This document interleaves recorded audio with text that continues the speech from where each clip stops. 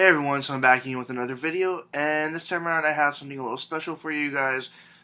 Since I saw so many other people doing this type of video, I thought, why not jump on the bandwagon and do it as well?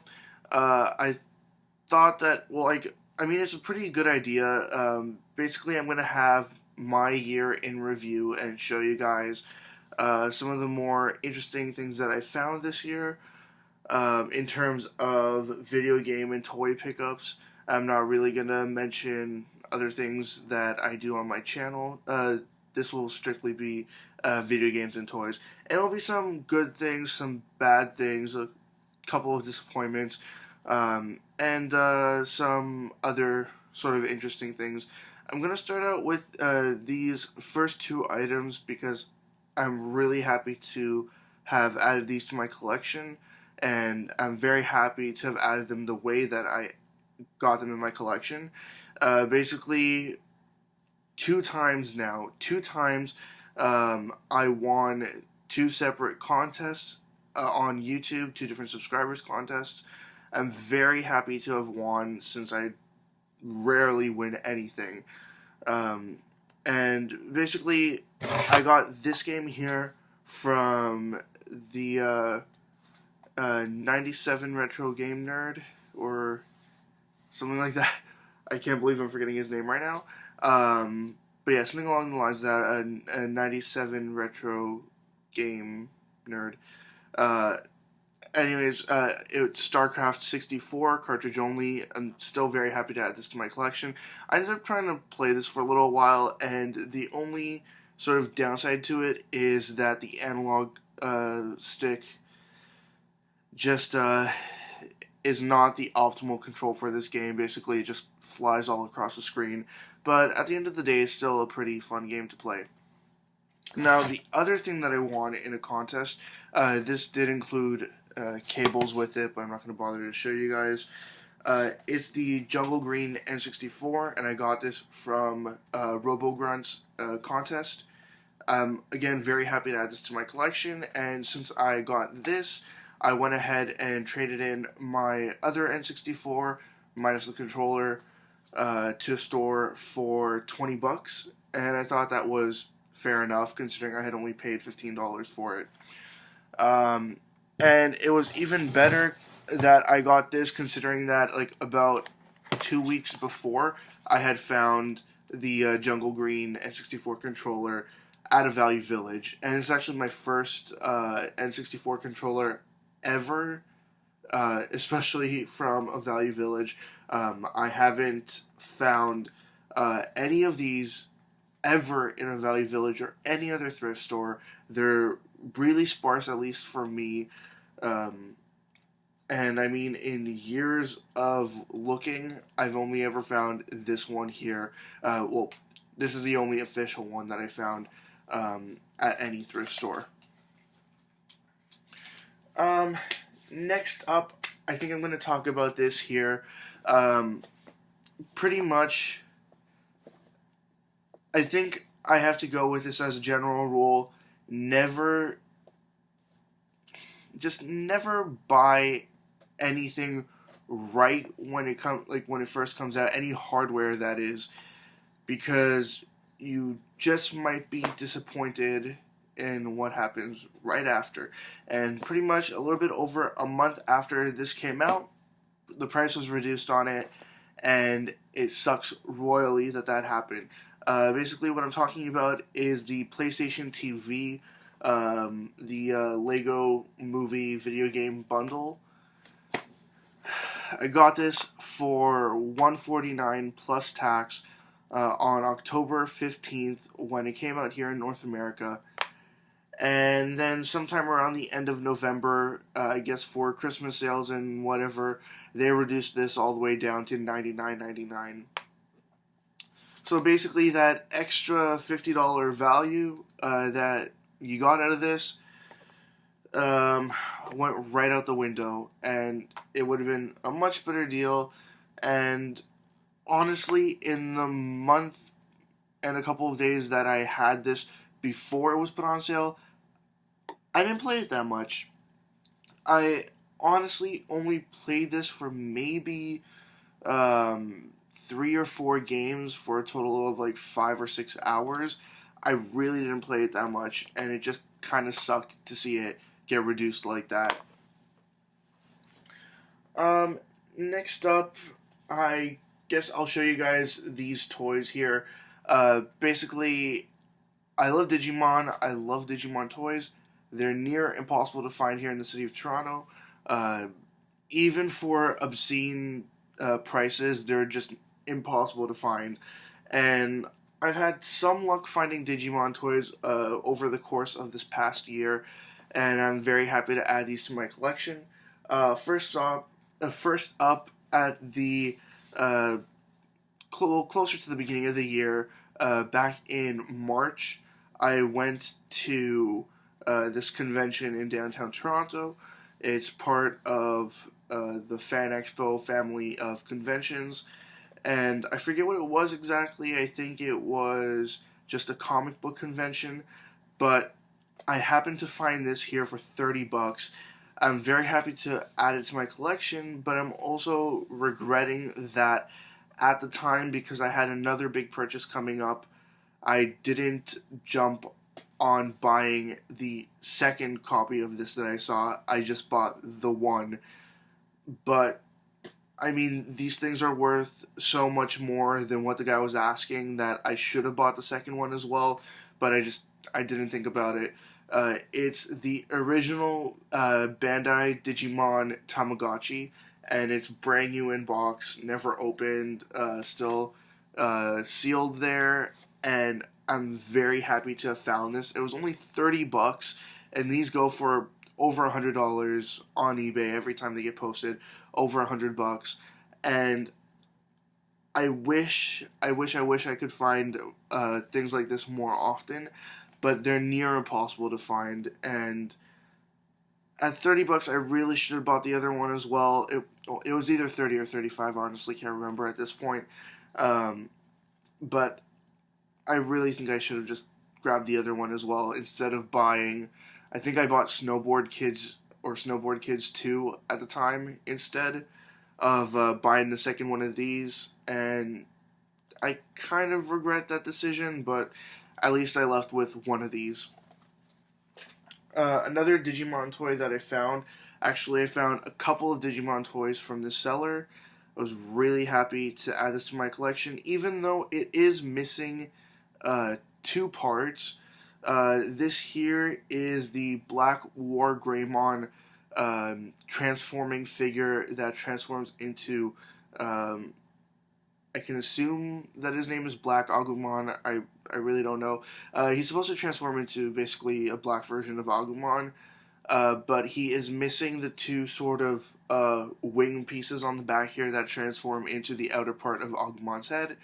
But at least I found that, and I think I only paid like $2 for that, about $2, because I got a whole bunch of other toys along with this. And to get an idea of what things like this cost, you don't want to know. Basically, on eBay, there's even pieces of Digimon toys that sell for like $10-15.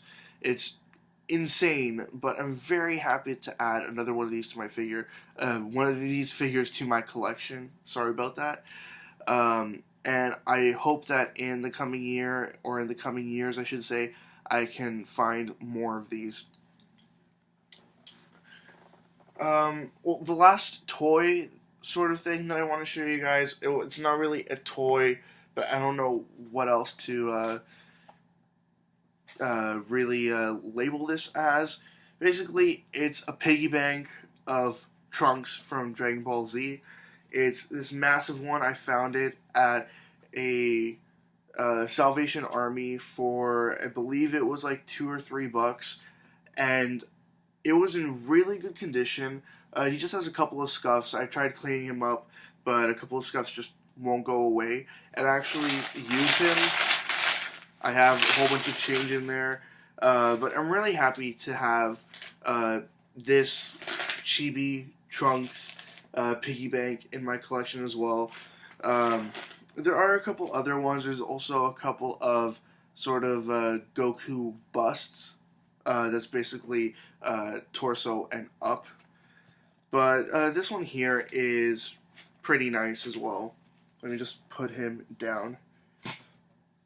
Now, to get back to video games, a couple of video games that I was really happy to add to my collection this year. I guess the best thing to do would be to go in, well, chronological order here. So I'm going to start out with this here. It's a collector's edition of a game that I'm very happy that I pre-ordered. I enjoyed very much so playing this game, even though to this day I have not finished the game, and I've had it for almost a year now. This came out in February of 2014. Again, very happy that I pre-ordered it, because right after it was selling like crazy, super overinflated, and it sucked for people that didn't get a hold of it right away. It's Bravely Default, the collector's edition, and pretty much with this, almost 100% committed to trying to get a hold of every new collector's or limited edition or special edition of any 3DS and Vita game that comes out. Pretty much from this point and after, I was sucked in, and I've been trying my best, but it's really hard to do for some games. Especially right now, Majora's Mask 3D has been announced, and there's also a collector's edition that was announced that's already sold out in the US, but it has not been announced here in Canada yet, so I don't know what's happening with that, but hopefully I can get that in my collection as well. Now, about a month after that, around the same time that I got the Digimon Tamagotchi, I found the best Dreamcast bundle ever. On Kijiji. It's the best Dreamcast bundle that you could get here in the city of Toronto, because Dreamcast stuff is obscenely overpriced and very hard to find. So the fact that I was able to add these games to my collection, basically I got this bundle. It came with a system, a couple of great accessories, and a whole bunch of very good games. I got it for $180. And I ended up selling the console and the controllers, I believe, for around $60. I believe it was either $50 or $60. And then I sold two of the games because I already had them for another $20, I believe. So in the end, I kept everything else for around $100. So to get the accessories that I kept, the VGA adapter for the Dreamcast, and these 5 games, I was more than happy to add these things to my collection. And the games that I kept out of this are Marvel vs. Capcom 2, and all of these are in pristine condition, and I'm, again, very happy to add them to my collection. Fatal Fury Mark of the Wolves, Grandia 2, Skies of Arcadia, and I mentioned in the video originally that Skies of Arcadia, I was hoping to get the GameCube version as well. I definitely wanted this version because I'm a Dreamcast collector. I want to have this, but I still wanted the GameCube version, and since then I did pick it up, but it wasn't as good of a deal. I got it for $40, but it's still cheaper than what it usually goes for. But yeah, Skies of Arcadia, and the last game that I kept out of these was Street Fighter 3 Third Strike. Since then, I actually got a second copy of this game here. I believe it was this game. But yeah, I got a second copy of this, and I got $40 in credit for it at a store, and I only had paid $8 for it. It was a ridiculous deal, but I ended up putting it towards a brand new game. I think I put it towards Captain Toad's Treasure Tracker for the Wii U. But yeah, I was really happy to add these Dreamcast games to my collection, and it really bit into a good chunk of the harder to find, more valuable games for the system. Just two more things to show here. Two more things that I thought were worth noting for this year in sort of in my process of collecting stuff. Basically, the first thing here is a trade that I did. I traded this person an NES game that I actually got a second copy of. It was a pretty hard to find Natsumi game for the NES called Scat Special Cybernetic Attack Team. And since I already had it, I thought about selling it or trading it into a store. But when I saw this person was looking for NES games and they had this game here available for trade, I went ahead and traded it to this person. I had only paid $6 for Scat, so I got this in return for the $6 I spent on Scat. It's Zelda the Wand of Gamelon. Sorry about the glare. And it's complete in the box, but as you can see, it's kind of faded.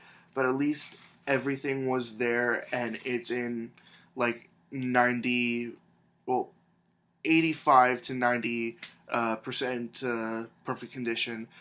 And I tried playing this for a little while, but I don't have a proper Philips CDI controller, so it's really hard to play this without a controller. I actually just have the remote control with a broken thumbstick on it, and it's basically a very hard game to play even with a proper controller. But I still really, really wanted to play this just to witness the cutscenes firsthand. And then the very last thing, this one here is pretty recent. I found a stack of GameCube games in November, early November. I found this stack of GameCube games at a Value Village, the Value Village that I usually go to, and I had a very hard time finding stuff there that wasn't obscenely overpriced. It seems like obscenely overpriced is my catchphrase for describing the prices of things here in the city of Toronto, but it's just how it is here. Everything is way, way, way too inflated, and it sucks. But I found a decent stack of GameCube games. In total, I paid around $25 for them. 25, give or take $1 or $2. I can't remember the exact price. But basically, a couple of the games I already had them. So I did some upgrades and traded what I previously had. And I got back $20 in cash with 2 games. And then 2 other games I got, I believe, somewhere around $20, $20 to $25 in credit for them. So I pretty much got the remaining games for free. And the crown jewel of these games was The Legend of Zelda Twilight Princess, complete in like immaculate condition, absolutely nothing wrong with it, and the disc was perfect. And actually, just about a few weeks before I found this at the Value Village, I found a disc-only copy of Twilight Princess for the GameCube in the case for Sonic Gem Collections for the GameCube as well. So I already had the game disc-only, and I went ahead and traded that for, I believe it was $30 of credit. So that was definitely a great deal to me. I got $30 out of a disc-only game that I paid $4 for. And then pretty much I ended up getting this for free. I even made money off of the other games, and I was able to add other games to my collection that I would have otherwise been unable to pay for. But yeah, that was originally priced at Value Village for $3.99, but that doesn't really matter at the end of the day. And I'm very happy to finally start playing this on my GameCube. I had the Wii version for some time, but I just never got around to playing it, and now that I have it on the GameCube, I finally started playing it, and it's pretty fun and looks pretty good. Just the resolution isn't as great as you would expect it to be. Anyways, that's pretty much my year in review. A whole bunch of stuff that I either am very happy to add to my collection, or things that I regretted buying. Some interesting toys, some interesting games, some contest winnings, stuff like that. And hopefully in the coming year I can find a lot more stuff to share with you guys. Um, I don't mean this in any way to be a sort of show-off video where I'm like, look at the amazing stuff I have, screw you, whatever. Uh, I think the main reason why I'm doing this is to sort of show that even if you have a very hard time finding stuff in the city that you're from, there's still the chance that perseverance is going to help you out, and eventually you're going to find stuff for great deals. Here in the city of Toronto, it's immensely difficult to find stuff. Usually you see people in smaller towns faring better, but Toronto, for those of you that don't know, is the largest city in Canada, and there's lots of specialty stores here that charge just ridiculous prices for just about every single niche market, and it's getting really hard to be a collector of anything here in the city of Toronto. So to have been able to add all these things to my collection, well, other than the PlayStation TV, I'm not really disappointed with that. I'm just kind of raw about that discount they did a little bit after I got it. But to be able to add all these other things to my collection for next to nothing or substantially less than its going rate, I was really happy to add these to my collection, and again, hopefully I can find a lot more stuff in the years to come. Anyways, this whole video has just been me rambling, so I'm going to cut it off here. As always, leave comments in the comment section below. Anything you'd like to say, comments, questions, suggestions, ideas, anything at all, and I'll get back to you as soon as I possibly can.